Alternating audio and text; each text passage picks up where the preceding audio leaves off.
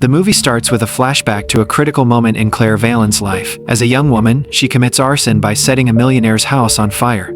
This is fine. Fast forward to 11 years later, Claire is now an adult, working for the Crane Corporation, a large multinational company. She has managed to bury her past and is trying to make a fresh start by going out on dates and working relentlessly at her workplace. One day, during an unbearable heatwave, Claire sneaks into a high-rise building's residential pool with the help of her friend. However, she is startled when a nude woman enters the pool, urging her to quickly leave in shock. Later, Claire unexpectedly runs into the same woman at a bar, where she's on a date. The woman introduces herself as Eve. Though Claire remains uncertain about her, she finds the woman intriguing. The two cross paths again at the pool, and this time, their conversation takes an unexpected turn. They end up spending the night together at Eve's condo, and it doesn't take long for them to fall for each other. The next day, Claire presents an idea at her office to purchase the Ironside Cannery, an abandoned factory near the docks. The proposal piques the interest of the CEO, Scott Crane, who decides to replace his current assistant, Lane, with Claire. As time passes, Claire grows closer to Eve, and she starts opening up about her painful past, revealing how her entire family perished in an electrical fire. The following day at the office, Scott decides to throw a corporate party and invites all the employees. What Claire thinks will be an enjoyable event turns into a harsh revelation when she discovers that Eve is actually Scott's wife, Genevieve Crane. Devastated by the truth,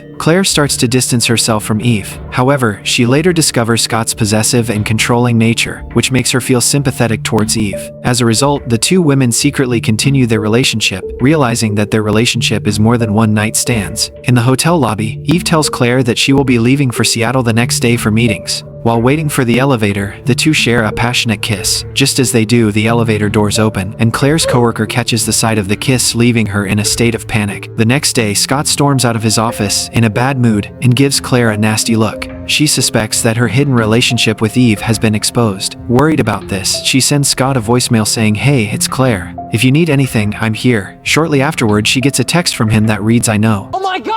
Okay, it's happening! Sensing something is wrong, she calls Eve but is redirected to her voicemail. This leaves Claire no choice but to go to Scott's house. She rushes to his residence to check on him, and upon arrival, she finds the door ajar. The house is eerily silent even after she rang the doorbell. There's also no response from Scott as she calls out for him. Claire becomes extremely paranoid by this time, so she simply leaves the scene. The following morning, Scott is still unreachable, and the tension builds up. A detective named Parker arrives at the office and requests to meet Teddy, who is a close co-worker and friend of Scott. The detective requests to see Claire as well. Shortly after, another detective shows up who is Clary's former date, Arlo. The detectives question Claire about Scott's behavior the day before and what they previously talked about. She reveals that she last saw him at 3 p.m. and that he texted her around 8 p.m. the previous night. Quickly, Claire senses that something isn't right. She asks the detectives to explain what was happening. Arlo reveals that bloodstains were found on Scott's bedroom wall, indicating he could have been severely injured, if not dead. Claire is taken aback by this because she was just there last night. Hearing this, Detective Parker grows skeptical of her, but Claire quickly mentions that she visited Scott's house to check if everything was all right. Just then, Arlo asks her about the last text message from Scott. Claire reveals that it just said "I know" and nothing else. When Arlo asks her what Scott meant by that, Claire is compelled to disclose her illicit relationship with Scott's wife, believing that he is already aware of it. After the intense interrogation, Claire walks into the break room where her co-workers, Olivia and Lane, question her about Scott. She explains the situation to them, and soon, Lane is called for questioning. At the same time, Claire receives a call from Eve. She asks Claire if anyone knows about Scott's disappearance in the office. Moreover, Eve calmly announces that she will be back in the evening. She then asks her if the police have spoken to her. However, Claire becomes annoyed by this line of questioning and snaps at her, claiming she told them the truth about their illicit relationship. Meanwhile, at the detective's office, Parker and Arlo discuss the people involved in this situation and also the motive of the perpetrator. Back at Claire's place, Eve sneaks in through a window. She explains that she didn't want the police to see her at the office, given the situation. Claire expresses her concerns regarding Scott, and as Eve tries to do the same, she starts to second-guess her. So, Claire questions if she has told Scott about their relationship. Eve strongly denies it, leaving Claire to realize that someone else must have. So the following day, Claire is brought into the detective's inquiry room. Parker asks her why Scott was in a foul mood that day, and she replies that she doesn't know. The detective suggests it could be related to her secret relationship with his wife, but Claire firmly denies it. She insists that if Scott knew, he would have mentioned it to her. The detective then reveals that he is aware of her traumatic past, including the death of her entire family due to an electrical fire. He also knows that Claire blames the tragedy on the landlord's faulty wiring. After she set the landlord's landlord's house on fire, Claire was sent to prison for 2 years. It was then that Claire went to a place called Second Chances, a foundation where she met Scott Crane for the first time. When asked if she idolizes Scott, Claire denies it. However, as Detective Parker continues to question her harshly, she's on the verge of tears. Why are you boring me? I'm right. Arlo suggests they take a break and leads her out of the room. Meanwhile, the cup Claire was drinking from is sent to a lab for DNA testing. On the other hand, Eve is being interrogated as well.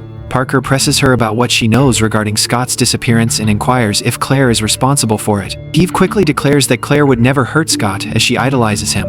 While returning from Eve's residence, Arlo receives data confirming that the blood-covered hair found in Scott's bedroom matches the DNA from the cup Claire used earlier. Claire's friend Manuel overhears the detectives and quickly calls her, warning that she might be set up and needs to run. Immediately, she escapes through the back door. Later, while talking to Manuel, Claire learns that Eve lied about inheriting her condo from her parents, making her very suspicious. So she calls Eve, asking to be picked up from the park and dropped off at the police station. This obviously is a lie to buy herself some time to search Eve's place. As Eve arrives at the park, she receives a notification that the front door of her condo has been opened. Meanwhile, Claire finds a hidden folder with bank statements and real estate cards inside a drawer. Upon calling one of the numbers, a phone rings right outside the door. Claire hides on the balcony but is soon discovered by Eve, who is holding a knifey. Claire confronts her about the folder and how she killed her husband. Then, she kicks Eve, which allows her to escape the residency. Simultaneously, in Claire's place, the murder weapon, which is an ice pick, is discovered and sent for a DNA examination. To Clary's dismay, the DNA is a perfect match with Scott's. This leads to Clary being the prime suspect in the murder, casting a heavy shadow of doubt over her. As a result, Clary becomes desperate to clear her name. Determined to prove her innocence, she takes matters into her own hands and begins her own investigation into the murder. She dials one of the numbers from the cards in the folder. Dave, the cannery's seller, answers the call. Claire asks if he knows anyone named Eve White. Caught off guard by this question, Dave asks why she is inquiring about Eve. He believed that Eve was the one who sent her and Scott to buy the Ironside property. However, this wasn't actually the case. Again, with Manuel's help, Claire finds out that Eve has been watching her for a long time. Meanwhile, the detectives visit Eve's residence to inform her that the murder weapon was discovered at Claire's house. Shortly after, Detective Parker gets a call urging him to go to Ironside Cannery with Arlo, as Scott Crane's body had just been discovered, which was badly burnt. Not long after, Arlo receives a call from Claire, when he also tells her about Scott's body being found. He hints that she might be a suspect, but Claire insists that Eve is framing her. When Arlo questions how Eve could be setting her up, since she's locked out of Scott's money, Claire believes Eve has found a way to access it. Before she can explain further, Claire decides she needs to investigate more and hangs up. As the story unfolds, Detective Parker updates the lawyer on everything that has happened so far. He believes it was a crime of passion, committed by Claire, who was about to lose everything.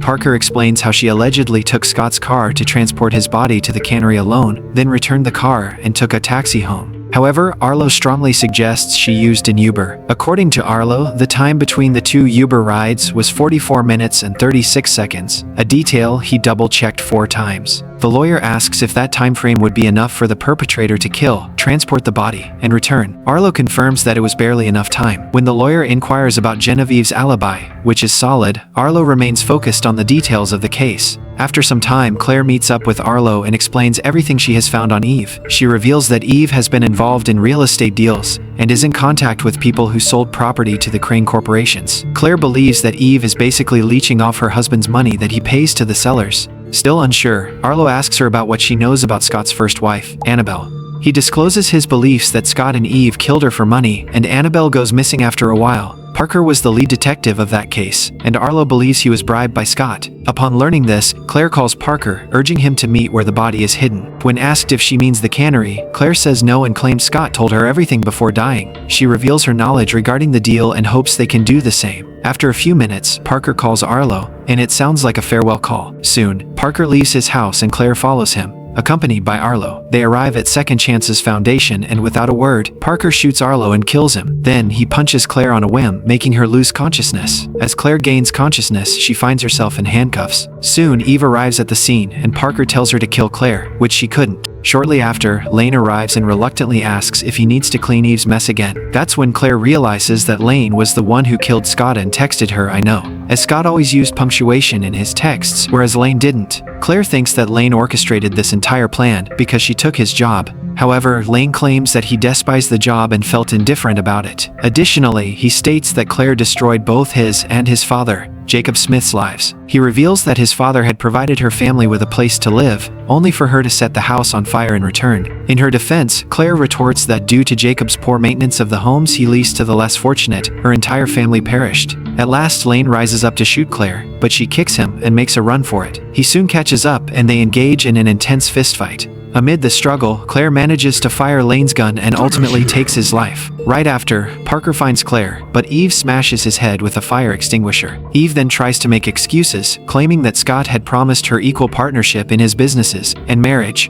but he never followed through. Hoping to manipulate Claire, Eve says she wouldn't let Parker kill her and suggests that they can still make things work. She proposes they run away together and professes her love for Claire. For a moment, Claire believes her and reciprocates her love, but she quickly realizes she's being manipulated again. But fool me twice. She declares she won't allow Eve to control her any longer. The ending reveals that Eve received a life sentence in prison, while Claire got a substantial settlement from the city, enabling her to start a new life.